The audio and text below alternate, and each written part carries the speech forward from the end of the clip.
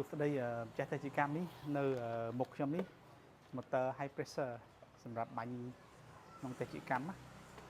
ចាំមើលយើងមកមើលទាំងអស់គ្នាវាមានຂະຫນាតខុសៗគ្នាអញ្ចឹងបងប្អូនអាចប្រើសម្រាប់បាញ់ទឹកខែក្តៅហ្នឹងយើងអាចប្រើបាននេះប្រភេទ motor high pressure 4លីត្រនេះក្បាលបាញ់4លីត្រ motor វាហ្នឹង750វ៉ាត់ប្រភេទ motor នេះ5លីត្រក្បាលបាញ់5លីត្រក្នុង1នាទីនេះ1គីឡូ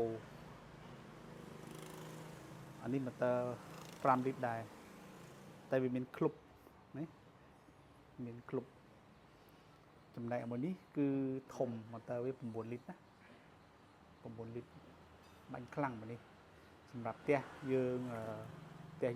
4ជាន់អីអូខេប្រើនេះមួយបានហើយអានេះសម្រាប់ផ្ទះ3ជាន់យើងប្រើតែមួយគ្រប់ហើយអានេះក៏បានដែរ3ជាន់បើមួយនេះវិញផ្ទះតែ2ជាន់អីយើងប្រើបាន4លីត្រនេះណាយើងមានគ្រប់ຂະຫນាតគ្រប់លេខទាំងអស់បងប្អូនអាចមករកបាននៅហាងទឹកមាត់ទឹកមាសអាចឆាតមកយើងមានសេវាដឹកជញ្ជូន